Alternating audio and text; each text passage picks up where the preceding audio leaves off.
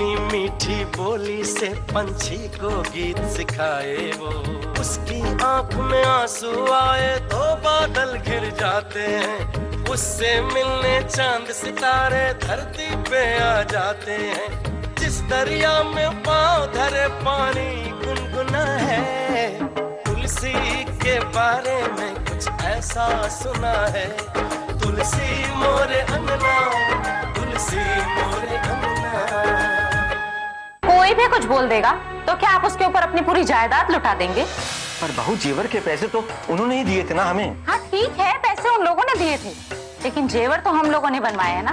मालकिन, हमको खीर वीर नहीं खाना, रहने दीजिए। काहे नहीं खाना? तुमने रात को भी नहीं खाया था ना। रुको, मैं ना अपने साथी के हिस्से से तुम्हें खिलाती हूँ, ठीक है? तेरी ये मजाल। एक प्लान है जो कि मैंने अभी तक किसी को नहीं बताया, यहाँ तक कि भैया को भी नहीं। पर लगता है कि वो वक्त आ गया है कि जब मुझे ये बात घर में सबको बता देना चाहिए। मेरा एक दोस्त है, कोचिंग सेंटर खोलना चाहता है और मुझे उसमें पार्टनर बनाना चाहता है।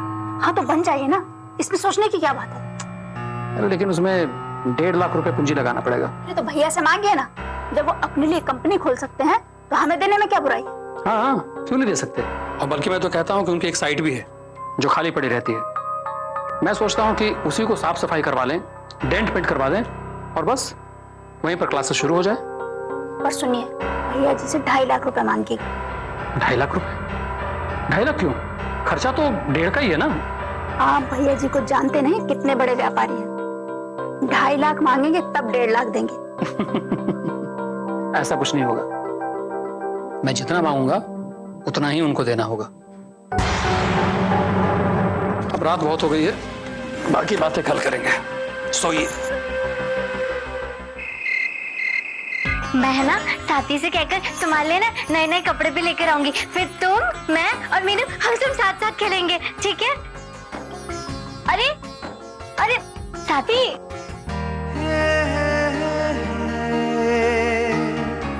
बैठो ना बैठो ना। अरे लेकिन तुम्ही ने तो बोला था कि यहाँ नहीं सो सकता मैं। अरे तुम तो मेरे पति हो, ये कमरे में तुम सो सकते हो। चलो अच्छा है, देर सवेर तुम्हें ये बात समझ में आई गई। अच्छा साथी, मुझे ना लूडो खेलना है, मेरे साथ थोड़ी देर खेलोगे? हाँ खेलोगे? रुको मैं लेकर आती हूँ। चलो चलो खेलते हैं। हाँ तुलसी, लूडो खेलने का मन नहीं है। लूडो नहीं? ठीक है, चिड़ी उड़ खेलते हैं। मैं शुरू करती हूँ। कहाँ उड़? मैं ना उड़?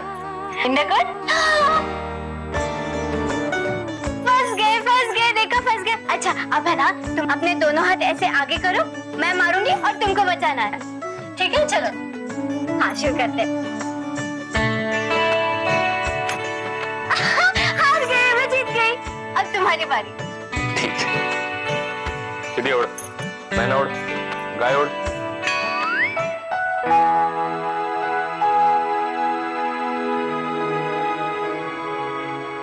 चलो अब तुम्हारी बारी, करो ऐसा। लो मारो।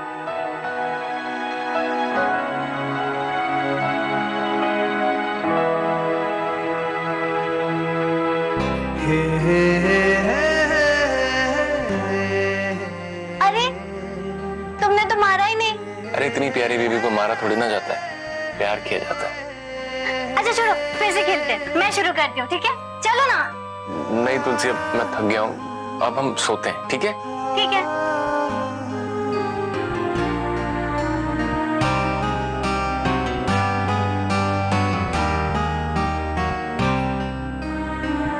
अरे तुम मेरे बिस्तर पर क्यों सो रहे हो?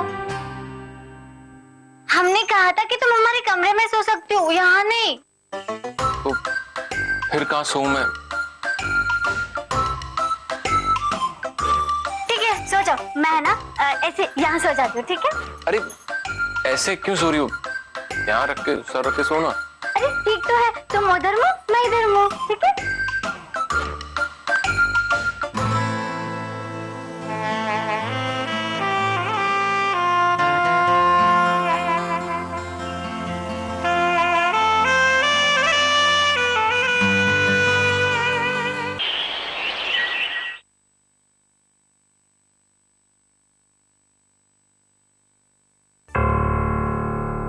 अरे अजीत, वो देखो ड्राइवर आ गया कि नहीं। भैया वो तो कब का आ गया है, बाहर ही खड़ा है। माँ, कुल देवता के मंदिर कौन कौन जा रहा है? छोटी बहू को छोड़ के सब लोग जा रहे हैं। काहे? वो काहे नहीं जा रही है? हमारे यहाँ का रिवाज है बेटा कि नई बहुएं 6 महीने तक शादी के बाद कुल देवता के पूजा में शामिल नहीं होती। भैया आपसे कुछ बात करना था। हाँ बोलो। भैया वो क्या है ना, आजकल कोचिंग का बहुत क्रेज है और बहुत कमाई भी है उसमें। तो मैं और मेरा एक दोस्त मिलकर एक कोचिंग सेंटर खोलना चाहते हैं। किताब का दुकान ठीक नहीं चल रहा है का? जी दुकान तो ठीक चल रही है लेकिन बहुत मजा नहीं है उसमें। तो मैं सोच रहा था कि आपकी जो एक साइट खाली पड़ी है ना, उसको ठीक ठाक करा के उसी में क्लास शुरू कर देते। कोई साइट वाइट खाली नहीं पड़ी, उस पर काम शुरू होने वाला है। कोई बात नहीं भैया, फिर मैं शहर में ही कोई अच्छी सी जगह देख लूंगा। और इन सब में भैया तकरीबन 3 लाख रुपए का खर्च आने वाला है। उसमें से आधा यानी कि 1.5 लाख रुपए मुझे अरेंज करना पड़ेगा। देखो अजीत, हर पहलू पर विचार कर लेना, सोच लेना, तभी हमसे बात करना। जी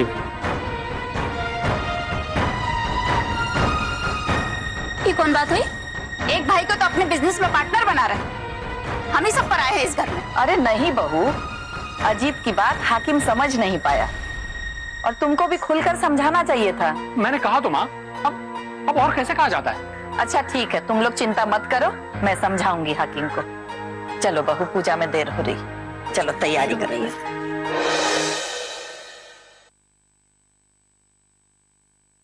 भैया भाभी प्रणाम। प्रणाम। अरे दीदी, आपने पूजा कर ली का? पूजा?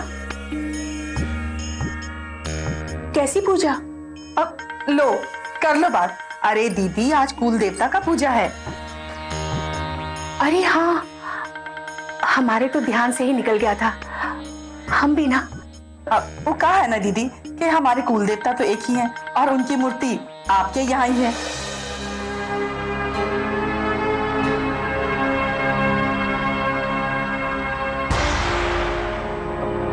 कुल देवता की मूर्ति दिखाई नहीं दे रही भाभी। वो क्या है ना भाई साहब, शादी के कारण अंदर रख दिया था। बहुत भीड़ भाड़ थी, चोरी वोरी हो जाती तो। 1 मिनट। हाँ,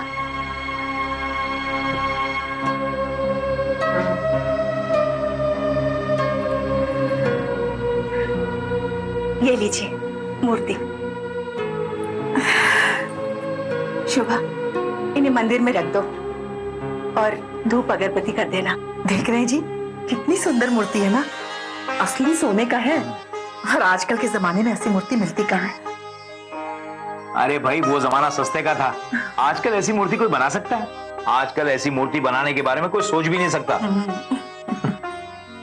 चलिए धूप अगरबत्ती कर ले। हाँ।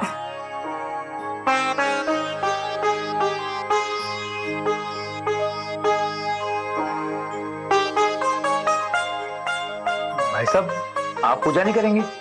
अरे मैं अभी नहाया नहीं हूँ, बाद में कर लूंगा।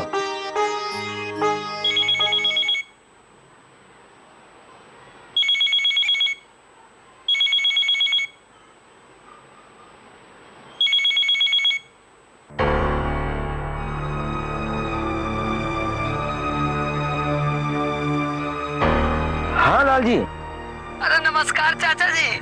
नमस्ते नमस्ते। अरे भैया जी की पुलिस वाले से बात हुई थी, उन्होंने कहा आपने सोने के प्योरिटी का सर्टिफिकेट दिया ही नहीं है। Purity certificate? हमारे पास तो ऐसा कोई सर्टिफिकेट नहीं है। कहाँ से मिलता है ये सर्टिफिकेट? आप भी बड़े भोले हैं चाचा जी। अरे जहाँ से सोना खरीदा है वहीं से सर्टिफिकेट मिलेगा। क्या उन्होंने आपको दिया नहीं कहा? पर उसने तो ऐसा सर्टिफिकेट कोई नहीं दिया हमें। अरे चाचा जी, नहीं दिया तो अब जाके ले लीजिए। पर मुझे नहीं लगता कि वो मुझे सर्टिफिकेट देगा। अब इसमें बताइए हम क्या कर सकते हैं चाचा जी? पुलिस वाला भी बिना सबूत के तो कुछ करेगा नहीं। समझिए जेवर के पैसे डूब ही गए। अच्छा चाचा जी, हमको कोई काम आ गया है, रखते हैं, बाद में बात करेंगे।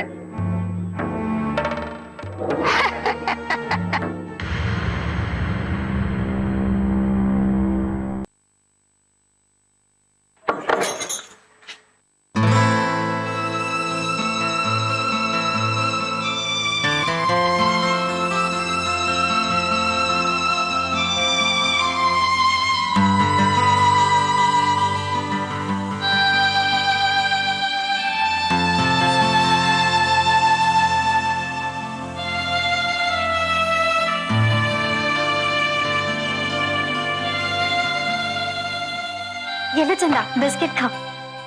हाँ? अरे दुल्हन, ये क्या कर रही हैं? अगर किसी ने देख लिया तो? अरे कौन देखेगा, सबके सब तो पूजा में लगे। चलो ना तुम दोनों हमारे कमरे में, हम सब है ना बातें करेंगे। चलो चलो। नहीं नहीं दुल्हन, अभी चंदा के बापू ने खाना नहीं खाया है, तो हमको घर जाके खाना भी बनाना है। घर पे जाके बनाने की क्या जरूरत है, तुम यहीं से कुछ लेके जाओ। हाँ? नहीं नहीं दुल्हन, अगर किसी ने देख लिया तो कल की तरह हंगामा हो जाएगा। अरे कौन देखेगा, हमने ना बड़े भैया से पूछा था, उन्होंने कहा कपड़े और खाने देने में ना कोई बुरी बात नहीं। रुको मैं लेकर आती हूँ, ठीक है? नहीं दुल्हन, दुल्हन। जिस पेड़ के नीचे हंसती है शाखों में फूल निकल आए, वो पाँव जमीन पे रख दे तो फसलों में दाने लग जाए। उसकी ही मुस्कान को फूलों ने चुना है, तुलसी के बारे में कुछ ऐसा सुना है। ये क्या कर रही हो तुम?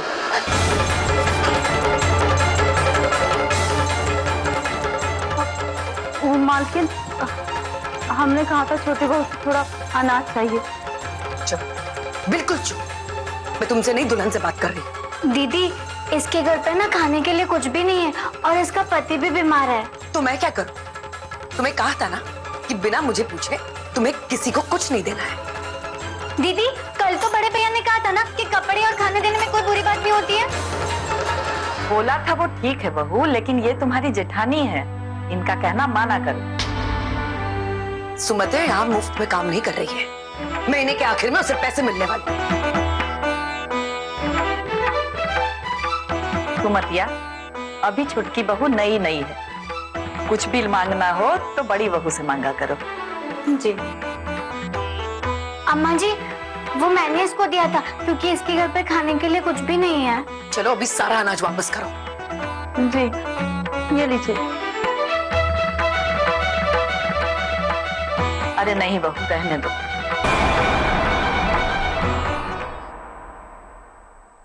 दिया हुआ सामान वापस नहीं लेते। आगे से ख्याल रखना सुमतिया, तुम्हारी मजबूरी देख के यहाँ रखे हैं ना तुमको।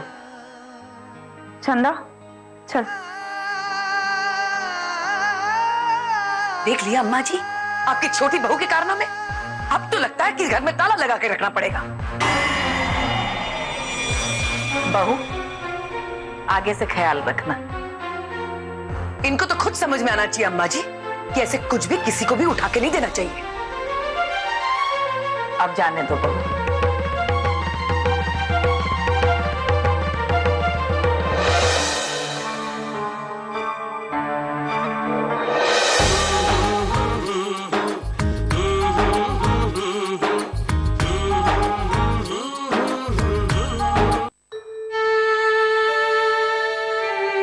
अरे आप यहाँ खड़े हैं, वो लोग तो पूजा करके कब के चले गए। हमने और बहू ने भी पूजा कर ली। और ये क्या, आप अभी तक नहाए नहीं, पूजा नहीं करनी क्या? मैं अभी जा रहा हूँ।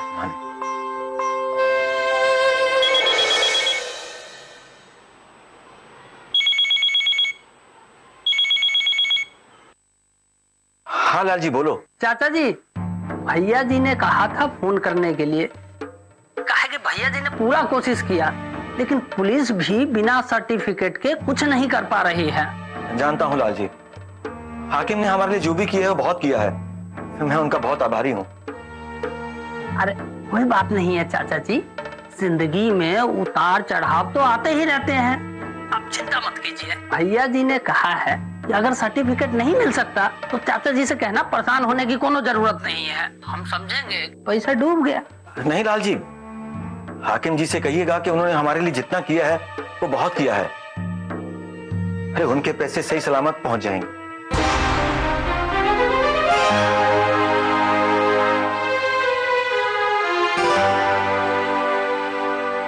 क्या हुआ जी? अरे वो लाल जी का फोन था, कह रहा था कि हाकिम जी कह रहे हैं कि वो समझेंगे उनका पैसा डूब गया, लेकिन मैं ऐसा नहीं होने दूंगा। तुलसी की माँ, पैसा तो लौटाना ही पड़ेगा। तो क्या पुलिस अब कुछ नहीं करेगी? अरे नहीं, हमारे साथ धोखा हुआ है और फिर हमारे पास कोई सबूत भी तो नहीं है। तो फिर इतनी बड़ी रकम हम कैसे चुकाएंगे जी? पता नहीं, अब चुकाना तो पड़ेगा।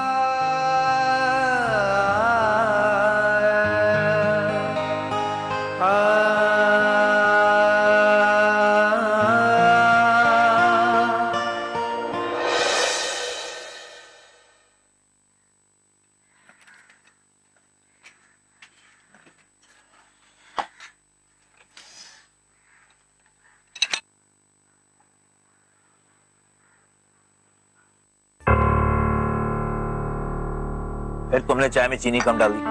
तुम्हारा ध्यान कहाँ रहता है? अभी लेके आते हैं। नहीं, रहने दो। जानते हैं जी, जब से हम भाई साहब के घर से आए हैं ना, तब से बस यही सोच रहे हैं कि तुलसी की शादी भी अच्छे से हो गई और भाई साहब और दीदी कितने खुश दिख रहे थे। ऐसा लग रहा था कि कभी उनके पास कभी कोई समस्या रही ही नहीं। नहीं, मुझे ऐसा नहीं लगा। क्या मतलब? मैं भैया और भाभी को बहुत अच्छे से जानता हूँ।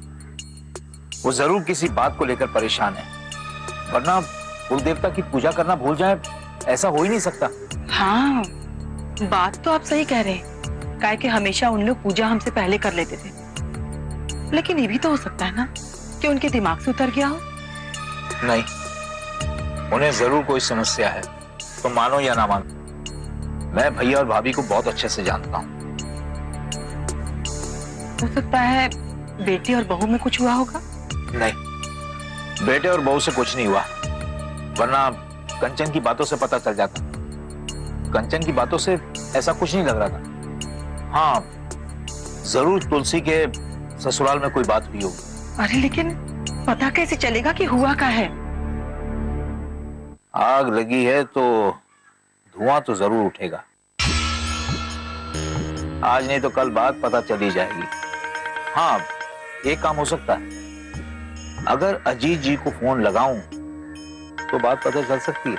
अरे ना, अजीत जी को फोन करने का कोई जरूरत नहीं। याद है ना पिछली बार क्या हुआ था?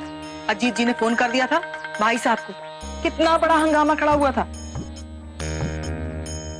ये तो तुम ठीक कह रही हो, पर बात पता चल जरूर जाएगी।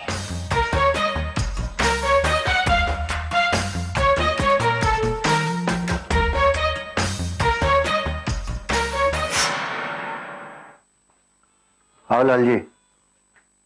भैया जी, केदार चाचा से बात हो गई है। क्या कहे? भैया जी, आप जो चाहे और कोई ना करे, ऐसा कभी हुआ है का? जो आप चाहे वैसा ही हुआ है। केदार चाचा तो पूरी तरह आपके गिरफ्त में है। जिस एहसान तले वो अपने आप को दबा हुआ महसूस कर रहे हैं, दरअसल वो एहसान नाम का कोई वजन है ही नहीं। लाल जी, एक बात याद रखना कि विनय ने ऑफिस आना शुरू कर दिया है। उसके कान में जरा सी भी भनक नहीं पहुंचनी चाहिए कि हम क्या काम करते हैं। इन बातों को तो मैं अपने कान तक नहीं पहुंचने देता, तो फिर दूसरे के कान तक कैसे पहुंचने दूंगा? पर भैया जी, मुझे एक बात समझ में नहीं आई। क्या? एक तरफ तो आप विनय के ससुर से पैसे ऐंठ रहे हैं और दूसरी तरफ विनय पे इतनी मेहरबानी कर रहे हैं। ये बात कुछ हजम नहीं हुई भैया जी। लाल जी, आदमी को खाना उतना ही खाना चाहिए जितना हजम हो सके। ज्यादा खाने से ना कभी कभी हाजमा बिगड़ जाता है। भैया जी, मैं तो बस ऐसे ही। जितना तुमसे कहा जाए उतना करो। 3 फाइलें दी थी तुमको, क्या हुआ उसका? भैया जी, एक आदमी बाहर खड़ा है, उसको जमीन पर पैसे चाहिए, बुला के लाऊं क्या? देर किस बात की? बोला उसको अंदर। जी भैया जी।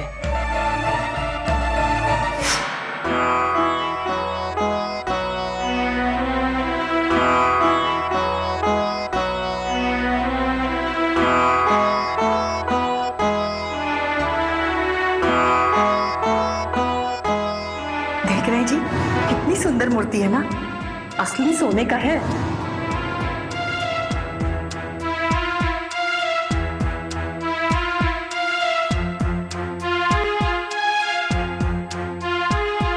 आजकल के जमाने में ऐसी मूर्ति मिलती कहाँ है? अरे भाई वो जमाना सस्ते का था, आजकल ऐसी मूर्ति कोई बना सकता है? कहीं जा रहे हो क्या बेटा? क्या हुआ, बोलो। कुछ बात करनी थी, बैठो ना। हाँ बोलो। ये अजीत कोई नया काम शुरू करना चाहता है जिसमें तुम्हारी मदद चाहिए इसको। कौन सा काम माँ? बताओ। भैया एक कोचिंग सेंटर खोलना है। देखो अजीत, कोई भी सेंटर खोलना हो, पहले तुम हमको ये बताओ कि तुम रुपया कैसे लौटाओगे। भैया कोचिंग सेंटर में पैसे डूबेंगे नहीं। ये बात तो तुमने तब भी कही थी जब तुमने 2 लाख रुपए लिए थे और कहा था कि तुमको वीडियो की परीक्षा देना है, तुम वीडियो बन जाओ। पर क्या हुआ?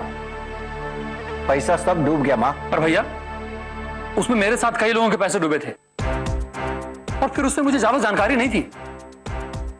हाँ बेटा, जब अजीत कह रहा है कि इस काम में मुनाफा होगा तो पैसे दे दो इसको। और अब तो समझदार भी हो गया है, देख रहे हो ना कितने अच्छे से दुकान चला रहा है। देखो माँ, पैसे देने की मनाही नहीं है, लेकिन प्रश्न ये उठता है कि पैसे कहां लग रहे हैं और पैसे वापस कैसे होंगे।